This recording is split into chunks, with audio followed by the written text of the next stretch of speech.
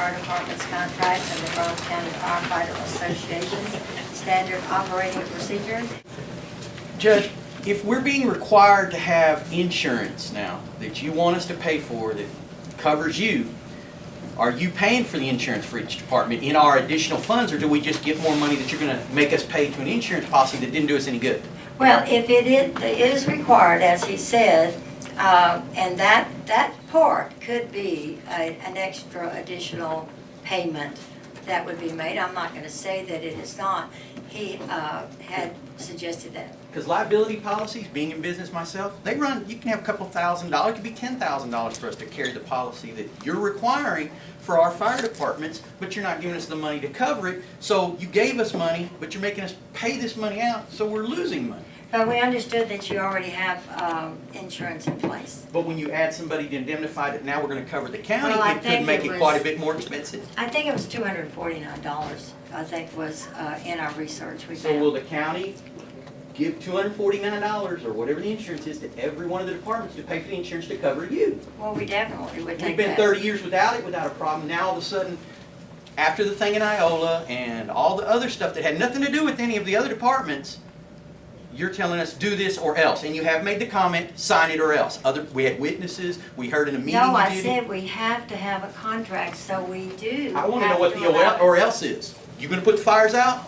I can get a hose for your No, truck. I'm saying we can't pay. I don't want this to be something that is. You've also made the comments that we're not worth the money because we don't have the equipment like the ambulances have.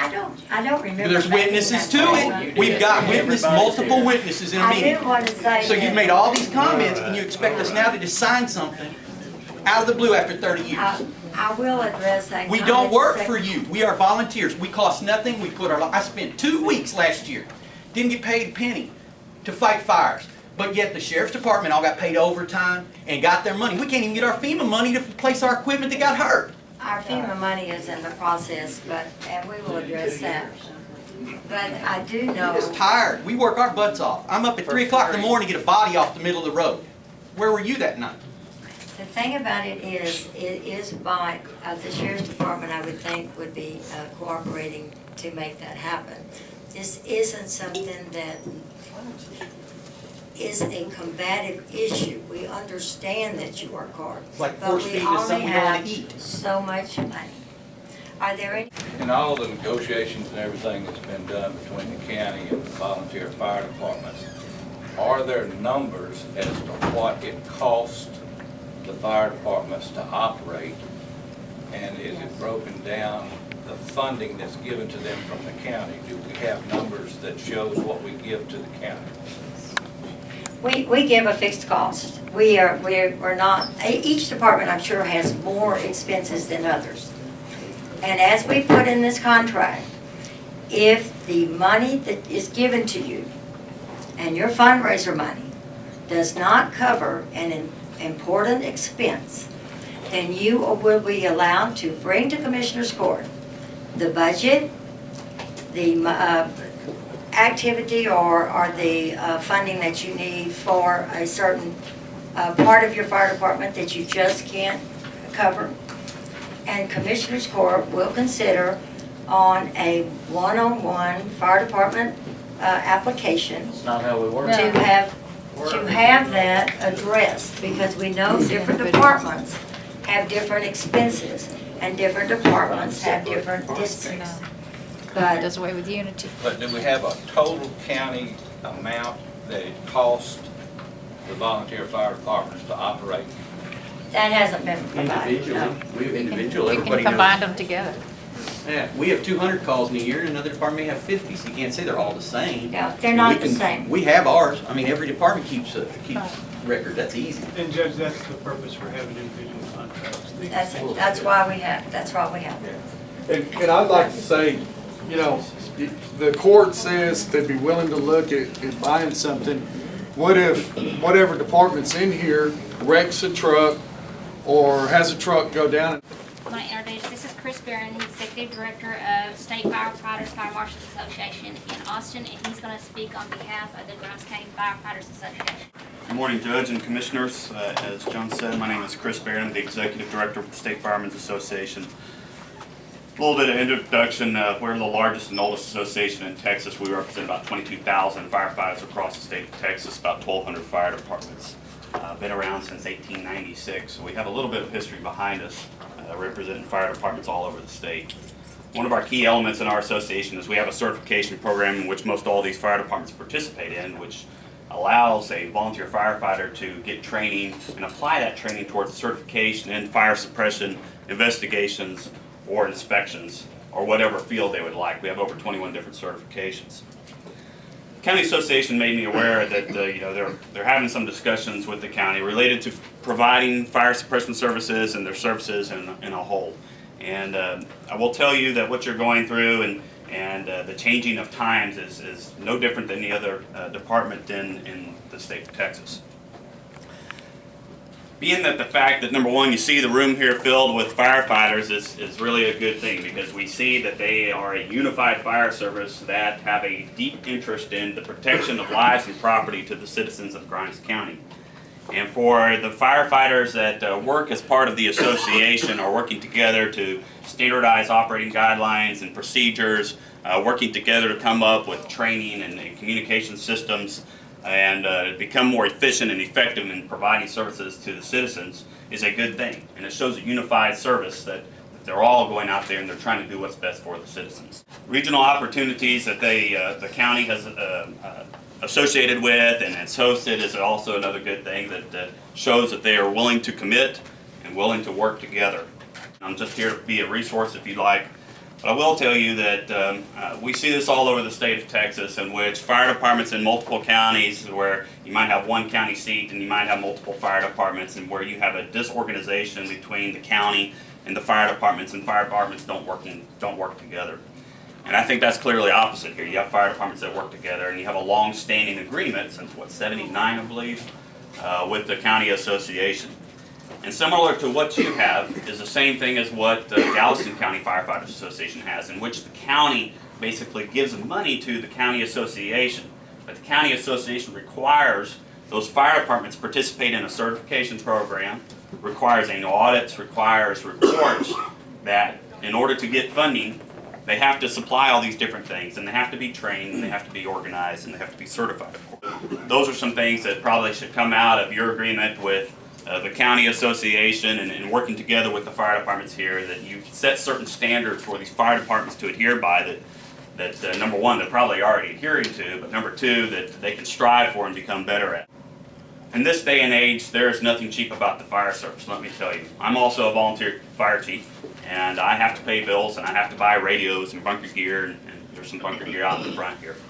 There's nothing cheap about the fire service. In fact, when you put fire service or emergency services name to a radio or to a pager or to a set of bunker gear, it seems like the price doubles.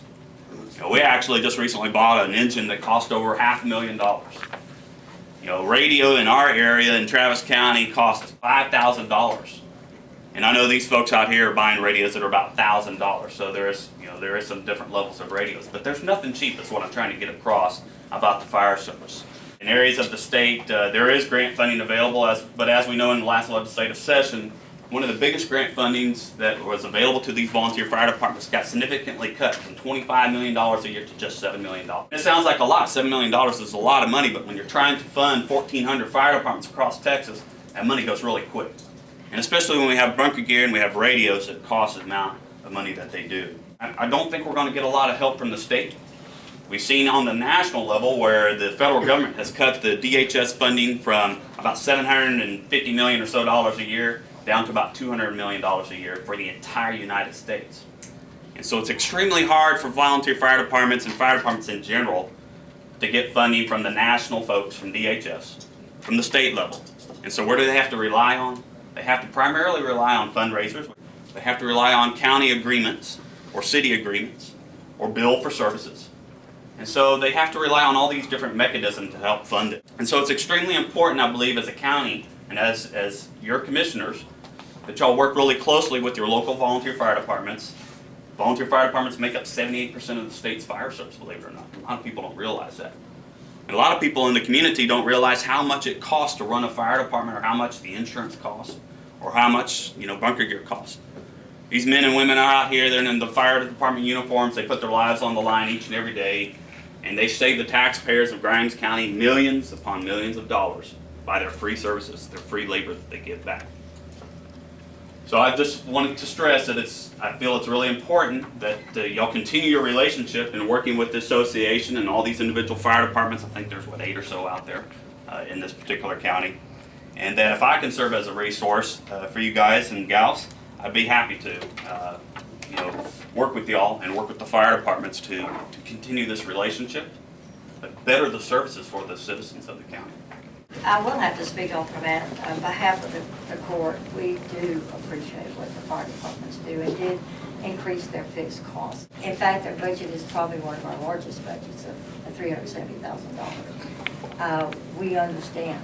A lot of the judges have said in their counties, they are having the fire departments develop ESD districts. Because in that way, they can ask the individual districts for whatever amount of money they need to make their department operate more efficiently. There's a variety of different levels of funding mechanisms for fire departments. What used to be what's called a rural fire prevention district, which allowed a taxing authority of 3 cents per $100 valuation. That went away many, many years ago, and it created what's called emergency services districts, which allows up to a 10 cents per $100 valuation for emergency services, whether it be fire or EMS. Some counties, as a county as a whole, have voted in an ESD, and then the county then distributes that money to the various fire departments. In my county, in Travis County, there is 13 different ESDs. Now you got to think about that. 13 ESDs, meaning there is 13 ESD boards, meaning the onus is on the back of the county commissioner to put all these commissioners in place, right? That can be kind of a burden sometimes to the county commissioners, but also to the ESDs, because you're creating 13 different political subdivisions. In Travis County, we're actually moving towards trying to create one single ESD rather than the 13 individual ESDs for the sake of unity within the fire service, like what you have here. There's pros and cons to everything, of course, and there's pros and cons to these two different scenarios. You also have the ability as an ESD to go out there and go after sales tax. And you have to make sure that you do a good job of informing the public of the reasons behind a sales tax or even an ESD, number one. A lot of people in rural parts of Texas just don't understand why we need a taxing authority for emergency services. And they don't understand the cost of doing business in our area. We're allowed up to 10 cents per $100 evaluation. We're at the very max. And so that means for an average homeowner that has, like, for example, a $100,000 home, they're only paying $100 a year in emergency services protection, right? That's a pretty cheap investment as far as I'm concerned. I mean, $100 a year and you get a fire truck to show up and you get medical response to show up for just $100. As you go inside the city of Austin next to us, and their fire service municipal tax rate just for the fire service is at like 34 cents per $100 valuation. The counties and the ESDs are limited in their taxing authority, but it's better than nothing, right? Multiple ESDs will definitely put the burden back on the county commissioners to number one, research all the ESD commissioners, and then approve those ESD commissioners, and then reappoint them if necessary. And then the each ESD is required to submit an annual audit to the county for review and approval. And so it's just what level of involvement the county wants to get involved with, whether it's multiple ESDs or one single ESD. Well, we do have an ESD in Iola, and they seem to have a good board and involvement. It seems to be effective in Iowa. I got kicked out of office for one $100 a year on 100,000. So ESD, I think, is going to be dead in the water. It's a challenge, but the key in developing a successful program is making sure the public is informed. We lost one election in my fire department for an ESD, and that's because we did not inform the public of this is what a fire truck costs, this is what a set of bunker gear costs, and our annual budget is, for example, $5,000. We couldn't even afford to put one firefighter instead of bunker gear. Nobody likes taxes, but unfortunately the fire service is not getting any cheaper to do business. When we look at an air pack that goes on our back at about $5,000 or a set of bunker gear, I have to expend about $8,400 just to put one person in the set of bunker gear with a radio and a pager. So there's nothing cheap about the fire service. You have expressed exactly what the commissioner's concern is to raise the tax rate to provide the funding. And it's harder for the people to understand raising the tax rate to provide the funding for the fire departments, whereas an ESD, that is all they do. Right. They are to provide the services to the emergency services. So I feel like the people would understand the part an ESD plays in their taxing, I guess you'd say, bill, than to say the Commissioner's Court have to raise the taxes to provide these monies to the fire services. I do want to express to the fire departments, this was a struggle, but I only have so much money, and if when you keep the tax rate the same, about which the commissioners agreed to do, you can't get more money Sure. to provide the extra money. There are 1,400 fire departments, volunteer fire departments in the state. That equates to about $5,000 per department. How do we help these people apply for those funds and try to get those funds for them? 2604, House Bill 2604 grant funding program. Right now, because of the budget cuts that happened this last session, that budget is only allowed for personal protective equipment, which is what you have in front of you here, or training. And so those are the only two. They can't apply for trucks anymore. It's not good for rescue equipment, things of that nature. So hopefully when we go back to the legislature next session in January, we'll get that funding restored back up. And then the fire departments can apply for trucks and rescue equipment, that type of stuff. But as of right now, the only thing that they can apply for is personal protective equipment and training. And we actually, as an association, helped a lot of these fire departments out, and those Shiras in here, with wildland gear, especially after the wildfires last year, at a zero cost. So they were basically given gear to help them out. But it's a free thing. The grant that the Forest Service administers is a 5% match, usually 5 to 10% match. So they have to come up with some type of cost share to show that they're willing to commit. You see the unity of the fire service here. That's what we're all about. I know we've talked a lot about funding this morning, and I think the agenda item was for us to discuss the contracts and the standard operating procedures of the departments. And, are you willing to discuss those items, or do we need to set that possibly in a workshop with a representative from each? I mean, I would be willing to spend time with each department, have all the departments come together. Let us take the contract, let's go through those items. I guess I'm asking the departments, would you be willing to send a representative to a meeting of the commissioners and someone from the association with the departments? And let's go through the contract, figure out where our problems are, so we can get those resolved and bring them back and approve those contracts? Yes. Budget's already set. I understand that, but now we've got a number that we know we need to work within. I think the biggest, or the issues that I'm hearing from the people in my area, in my precincts, are that there are certain items in the contracts that either put you at a liability or that you can't honor those things. And are we willing to sit down and let's go through those contracts and say, okay, these are things that we can't fulfill, these are the things we need help with, and we can try to come together with the county attorney and put together a contract that we all can live with? Yeah, there's a lot of verbs. I think that I'd like Mr. Fultz to speak to that. I know he's been meeting with several people on that issue. The issues that I'm aware of that have come up, first was the question of the audit. Was the county going to have the ability to audit the fire departments? Because the county was giving the people's money to the departments.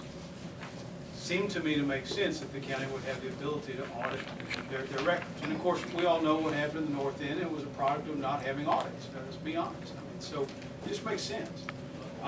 The second issue, as I understand it, was an indemnity provision that said that the departments would indemnify the county from the department's conduct. And let me say to you, the issue here is, if someone working for a department for whom this commissioner's court has no supervision, has no oversight, is drinking one night and decides, I get a call out, I'm going to get in a vehicle and I'm going to drive out, and somebody gets injured and the county gets sued, what happens in that circumstance? And that's the concern. The third issue that was brought to me was first aid services.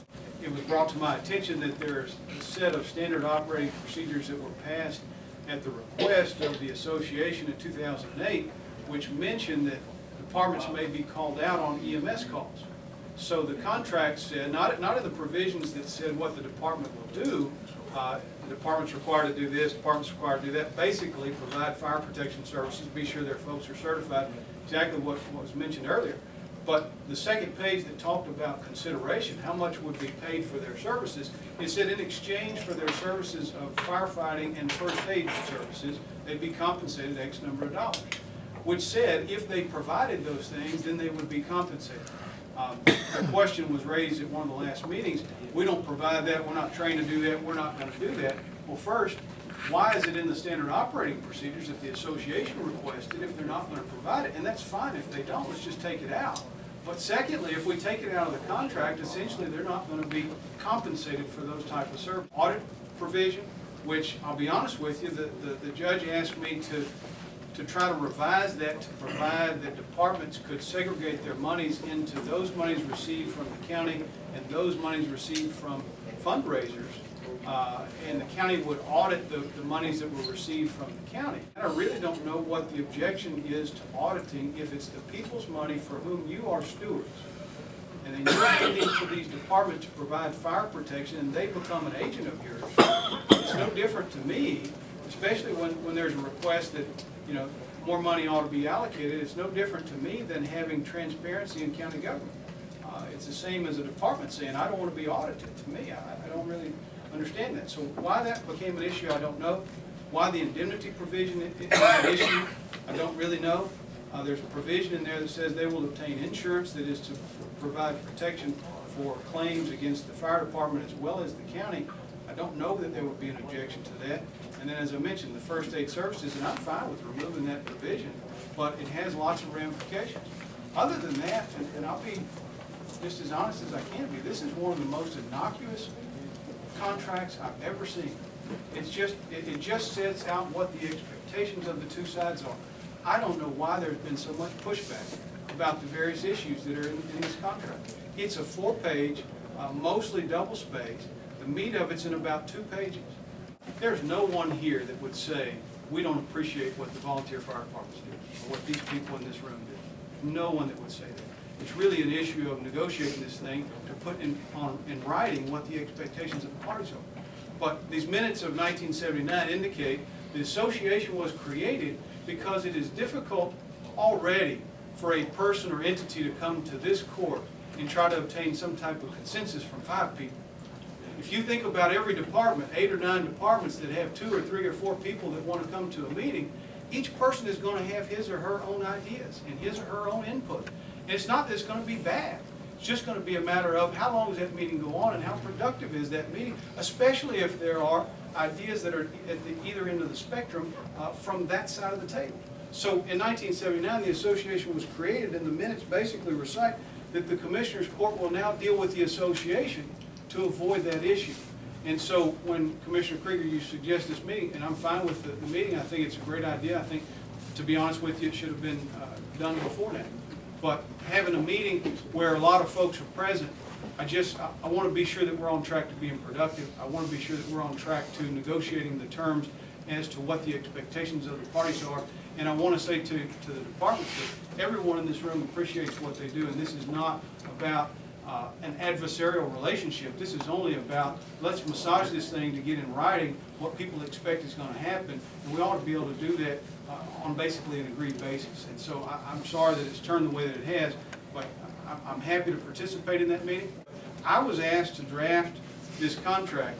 When this issue happened in Iola, it came to our attention that the statute required a contract, and that the Attorney General had spoken to that and said, if there's not a contract in place between the Commissioners Court and the individual volunteer fire departments, not an association, that question had been asked. You can't do it through an association. It has to be signed with the volunteer fire departments. Then you, county, are not authorized to pay.